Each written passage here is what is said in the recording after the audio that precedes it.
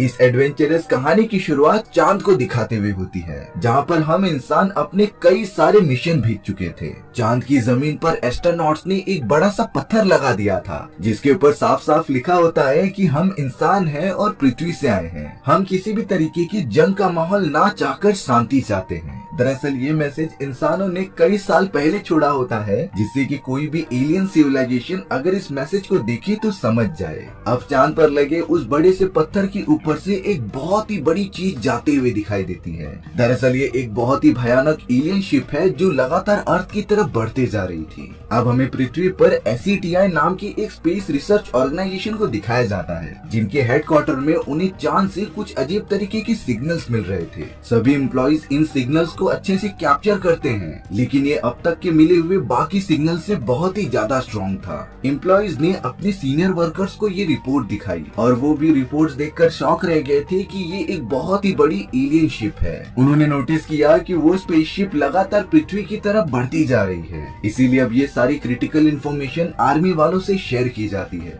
Military colonel को बताया जा रहा था कि हमने अंतरिक्ष में 500 किलोमीटर के दायरे में फैले हुए एक बड़े से स्पेसशिप को देखा है, पर यहाँ कर्नल कह रहे थे कि शायद से वो कोई उल्का पिंड भी हो सकता है। लेकिन बताया गया कि ऐसा बिल्कुल भी नहीं है, क्योंकि उनके रिपोर्ट्स के अकॉर्डिंग वो बड़ी सी चीज बीच बीच में कई बार रुक रही है और उल्का पिंड ऐसा बिल्कुल भी नहीं कर सकते। साथ ही साथ स्पेसशिप का वजन चांद के 1/4 हिस्से के बराबर होता है। एलियन स्पेसशिप की ये खबर प्रेसिडेंट के पास व्हाइट हाउस में भी फैल चुकी थी, जिससे कि सारे कमिटी मेंबर्स बहुत ही ज्यादा घबरा जाते हैं। प्रेसिडेंट को बताया जा रहा था कि अंतरिक्ष में एक बहुत ही बड़े स्पेसशिप को देखा गया है और अब कुछ ही समय में उन्हें एक और रिपोर्ट मिली कि उस बड़ी सी स्पेसशिप के 36 टुकड़े हो चुके हैं, जो लगातार पृथ्वी के अलग अलग जगहों की तरफ बढ़ रहे हैं। आने वाले 20 से 25 मिनटों में वो सारी स्पेसशिप अर्थ के एनवायरनमेंट में पहुंच जाएगी। किसी को नहीं अंदाजा था कि ये एलियन क्रिएचर इंसानों पर हमला करने आए हैं या फिर किसी और मकसद से।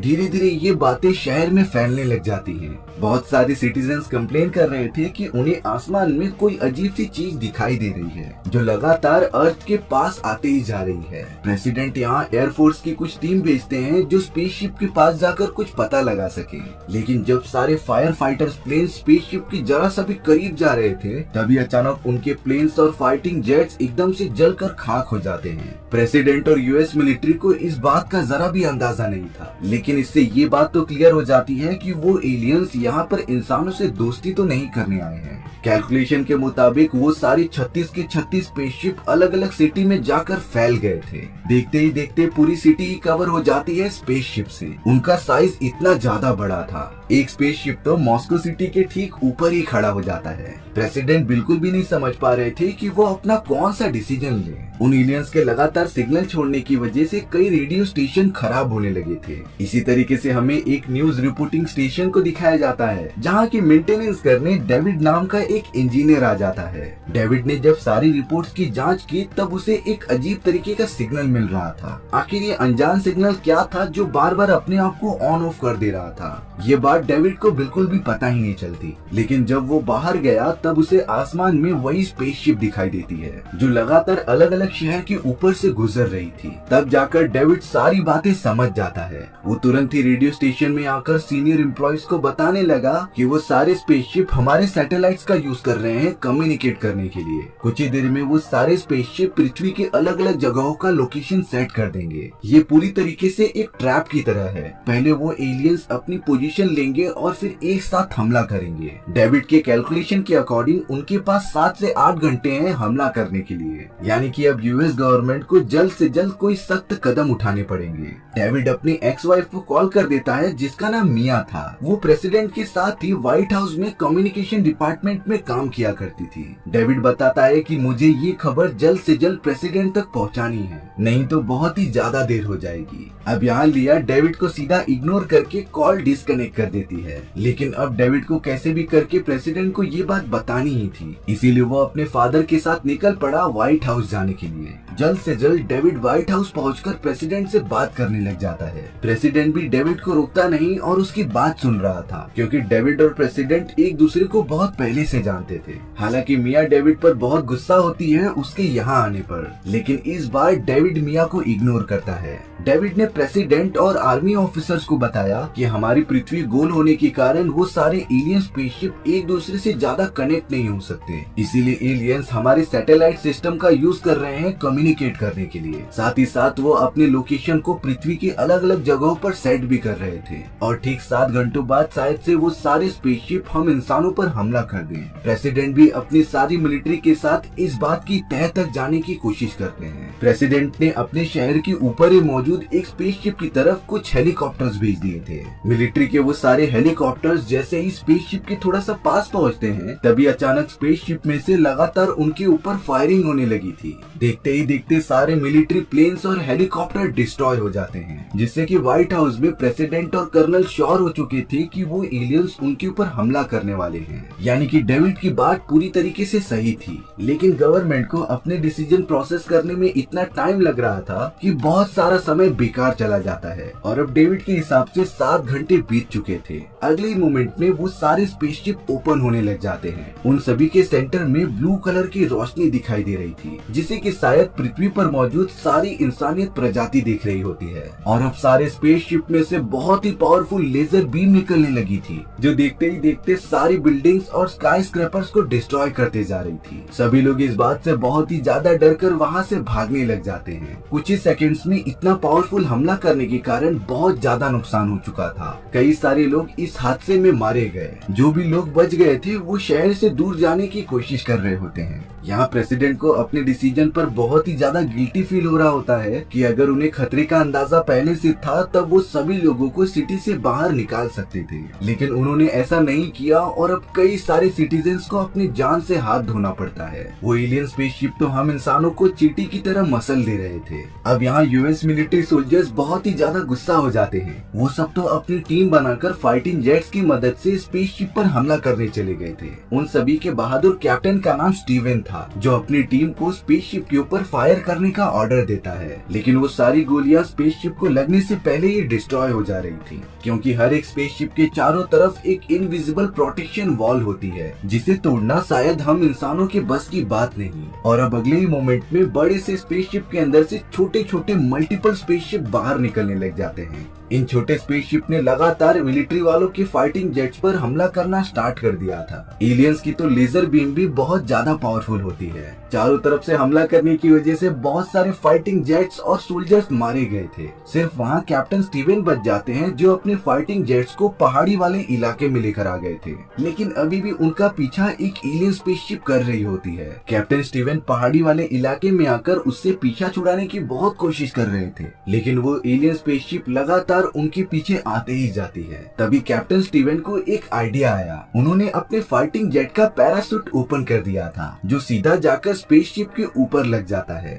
आउट ऑफ कंट्रोल होने के कारण वो स्पेसशिप जाकर जमीन पे क्रैश हो गई थी। थोड़ी देर बाद जब कैप्टन स्टीवन स्पेसशिप के पास जाकर देखते हैं, तब उसके अंदर एक बहुत ही ज्यादा हाइब्रिड एलियन क्रिएचर मौजूद था, जो स्पेसशिप क्रैश होने की वजह से बहुत ही ज्यादा घायल हो चुका था। कैप्टन स्टीवन ने तो उस एलियन क्रिएचर को मारकर बेहोश कर दिया। वहीं दूसरी तरफ अब प्रेसिडेंट के पास डिफेंस मिनिस्टर आकर कह रहे थे कि अब हमारे पास और कोई भी ऑप्शन नहीं है परमाणु बॉम्ब यूज करने के सिवा। लेकिन प्रेसिडेंट कह रहे थे कि मैं इसकी अभी परमिशन नहीं दे सकता, क्योंकि परमाणु बॉम्ब के इफेक्ट से हमारे भी कई सारे लोग मारे जा सकते हैं। डेविड तो उनके कन्वर्सेशन के बीच में आकर बोलने लग जाता है कि आप लोग परमाणु बॉम्ब नहीं यूज कर सकते, क्योंकि उसका रेडिएशन इतना ज्यादा होगा कि पूरी सिटी के लोग भी मारे जा सकते हैं। डिफेंस मिनिस्टर तो डेविड पर गुस्सा होकर उसे यहाँ से जाने के लिए कह रहे थे, पर तभी डेविड के फादर आकर डिफेंस मिनिस्टर पर ही चिल्लाने लग जाते हैं। उन्होंने बताया कि ये सब तुम्हारी ही गलती है। कुछ साल पहले यूएस मिलिट्री को एक स्पेसशिप मिली थी और अब उस बात को तुमने दुनिया को बताए बिना एरिया 51 में भेज दिया एक्सपेरिमेंट करने के लिए।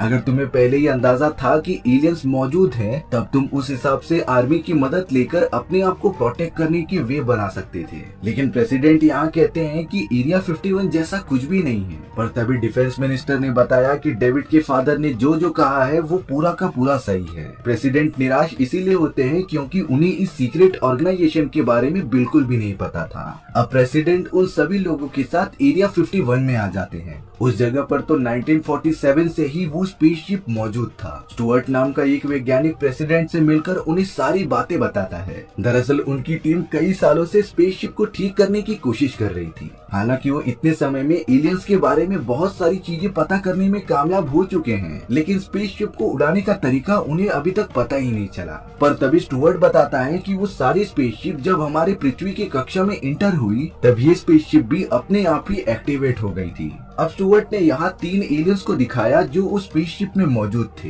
एलियंस के बॉडी पर लगातार रिसर्च करने के बाद स्टुअर्ट की टीम इस कंक्लूजन पर पहुंची थी कि ये एलियंस भी हम इंसानों की तरह सारी चीजें फील कर सकते हैं, चाहे ठंडी, गर्मी हो या फिर बारिश। एलियंस भी हमारी पृथ्वी के एनवायरनमेंट को फील कर सकते थे। सिर्फ वो सारे एलियंस अपने मुंह से बोल नहीं सकते, शायद वो एक दूसरे से टेलीपैथिकली बात कर सकते हो। और अब उन सारे एलियंस को हमारी पृथ्वी को अपना घर बनाना था, लेकिन उससे पहले सभी इंसानों को खत्म कर दिया जाएगा। अब हमें दूसरी तरफ कैप्टन स्टीवन दिखाए जाते हैं जो अपने पैरासूट में उसी एलियन को पकड़कर आगे बढ़ रहे थे। वो तो एक भीड़ वाले इलाके में पहुंच जाते हैं जहाँ पर बहुत सारी वैन्स आती हुई दिखाई दे रही थी। कैप्टन स्टीवन ने तो रसेल नाम के एक आदमी को रोककर उससे लिफ्ट मांग ली थी। रसेल एक पायलट था जिसे कि कुछ सालों पहले एलियंस ने ही किडनैप कर लिया था। रसेल ने जब ये सारी बातें सभी को बताने की कोशिश की तब उसके ऊपर कोई भरोसा ही नहीं करता। अब कैप्टन स्टीवन यहाँ पर रसेल के साथ एक खुफिया मिलिट्री बेस की तरफ निकल पड़ते हैं। ये मिलिट्री बेस एरिया 51 ही था, लेकिन कुछ आर्मी ऑफिसर्स उन्हें अंदर जाने की परमिशन नहीं दे रहे थे। तब जाकर कैप्टन स्टीवन ने उस एलियन क्रिएचर को दिखाया जिससे कि उन्हें अंदर जाने की परमिशन मिल जाती है। स्टुअर्ट और उसकी पूरी टीम एलियन का कवच फाड़कर चेक कर रहे थे, पर तभी वो एलियन अपने होश में आने लग जाता है। अगले ही मोमेंट में स्टुअर्ट के सर में काफी तेजी से दर्द होने लगा था। दरअसल वो एलियन टेलीपैथिकली स्टुअर्ट के दिमाग से कनेक्ट हो रहा होता है, जिसे कि स्टुअर्ट सहन नहीं कर पा रहा था। और अब देखते ही देखते उस एलियन क्रिएचर ने वहाँ पर मौजूद सारे वैज्ञानिकों को मारना स्टार्ट कर दिया होता है। उस लेबोरेटरी के अंदर चारों तरफ धुआं फैल गया था। प्रेसिडेंट और बाकी सब जब उस जगह पर आते हैं तब वो देख रहे थे कि स्टुअर्ट को उस एलियन क्रिएचर ने पकड़ रखा है, और अब तो वो एलियन स्टुअर्ट का गला पकड़कर उसकी वोकल कॉर्ड से अपनी बातें दोहरा रहा था। एलियन ने बताया कि तुम सब मुझे यहाँ से जाने दो। प्रेसिडेंट पूछते हैं कि आखिर तुम सबको चाहिए क्या, तुम पृथ्वी को छोड़कर चले क्यों नहीं जाते। तब जाकर उस एलियन ने बताया कि हम इंसानों को खत्म करने आए हैं, जिससे कि हम पृथ्वी पर पूरी तरीके से कब्जा कर सके। और अब तो उस एलियन ने टेलीपैथिकली प्रेसिडेंट के दिमाग को कंट्रोल करना स्टार्ट कर दिया था, जिससे कि प्रेसिडेंट के सर में बहुत ही ज्यादा दर्द होने लग जाता है। और अब प्रेसिडेंट की जान बचाने के लिए वो सारे ऑफिसर्स एलियन क्रिएचर को गोली मार देते हैं। प्रेसिडेंट जब होश में आ जाते हैं तब उन्हें एलियंस के सारे प्लान के बारे में पता चल चुका था। जब वो एलियन के दिमाग से कनेक्ट हुआ तब उसे वो विजन्स आए थे जिसमें कि ये एलियन सिविलाइजेशन ब्रह्मांड की चारों तरफ घूम रही है, और जो भी प्लेनेट उनके सामने आता है वो वहाँ पर रहने वाली सिविलाइजेशन को डिस्ट्रॉय करके उनके ऊपर अपना हक जमा लेते थे। अब यहाँ प्रेसिडेंट के पास कोई और ऑप्शन नहीं होता परमाणु बम यूज करने के सिवा। मिलिट्री वालों को बोलकर एक बहुत ही पावरफुल परमाणु बम एक स्पेसशिप के ऊपर फायर कर दिया जाता है, लेकिन जिसका डर था वही हुआ। स्पेसशिप की प्रोटेक्शन वॉल इतनी ज्यादा स्ट्रांग होती है कि परमाणु बम भी उसका कुछ बिगाड़ नहीं पा रही थी। उल्टा वो परमाणु बम जिस शहर पर गिराया गया था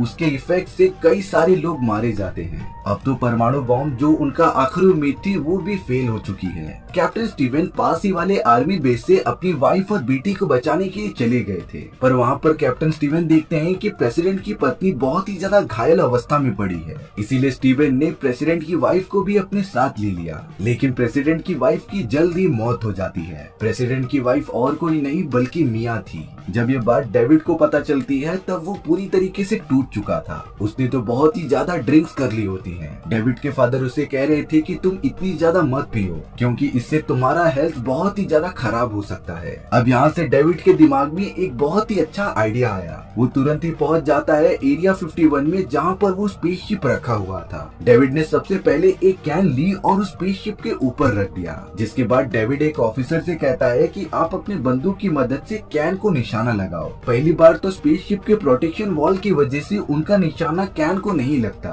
लेकिन यहाँ डेविड ने अपने कंप्यूटर पर कुछ कोडिंग की और दूसरी बार ऑफिसर को कैन कैन पर निशाना लगाने के लिए कहा। ऑफिसर ने जैसे ही गोली चलाई वो डायरेक्टली जाकर इस बार कैन को लग जाती है, यानी कि इस टाइम स्पेसशिप की प्रोटेक्शन वॉल गायब हो चुकी थी। कर्नल डेविड से पूछ रहे थे कि आखिर तुमने ऐसा कैसे किया।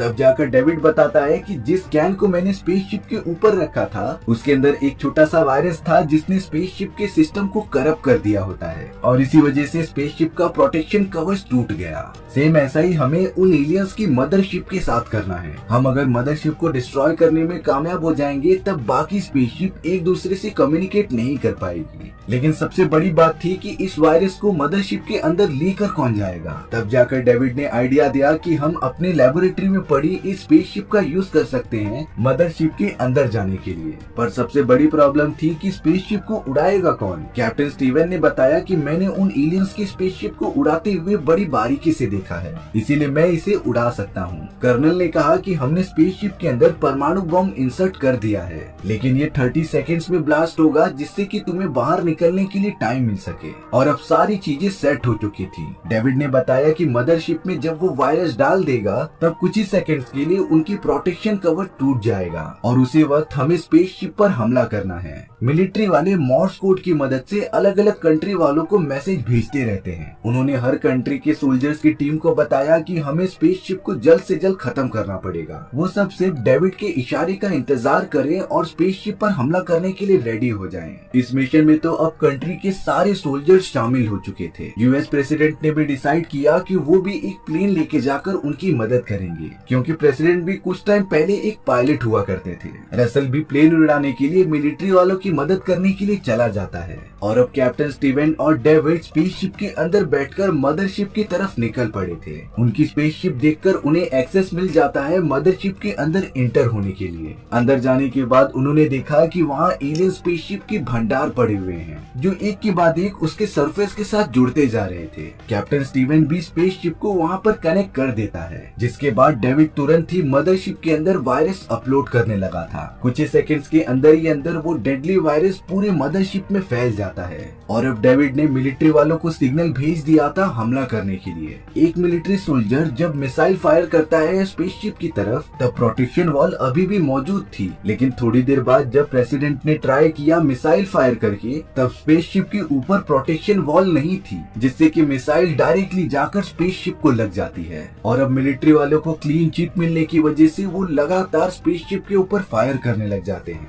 लेकिन अब उसके अंदर से बहुत सारी छोटी छोटी स्पेसशिप निकलने लगी थी जो मिलिट्री वालों के फाइटिंग जेट्स पर हमला करने लग जाती हैं। सभी लोग लगातार एलियन स्पेसशिप से लड़ते जा रहे थे। उस बड़ी सी स्पेसशिप का अब मेन डोर ओपन हो रहा था लेजर बीम फायर करने के लिए, पर तभी प्रेसिडेंट मौका देखकर अपने फाइटिंग जेट की मदद से एक मिसाइल वहां पर फायर कर देते हैं, लेकिन उनका ये निशाना चूक गया था। रसल भी फाइटिंग जेट के साथ वहां मौजूद होता है। उसके पास भी एक मिसाइल थी जिसे लेकर वो उस जगह पर फायर करने चला गया था, लेकिन बदकिस्मती से उसकी मिसाइल फायर ही नहीं हो रही थी। इसीलिए अब रसल अपनी जान की परवाह किए बिना मिसाइल्स के साथ फाइटिंग जेट्स को ही उस स्पेसशिप के मेन डोर से भिड़ा देता है, जिससे कि स्पेसशिप के अंदर बहुत ही बड़ा धमाका हुआ और वो जमीन पर गिरकर डिस्ट्रॉय हो गई।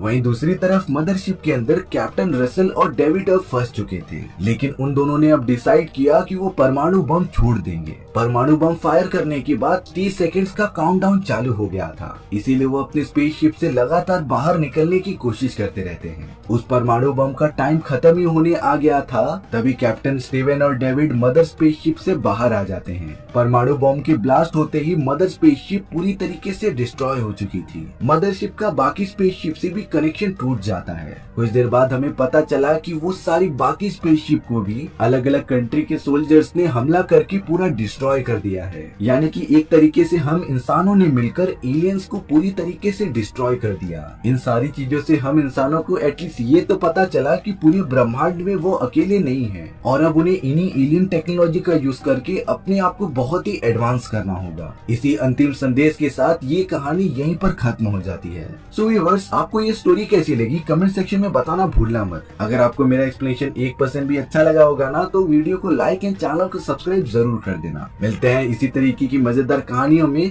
तब तक के लिए बाय बाय।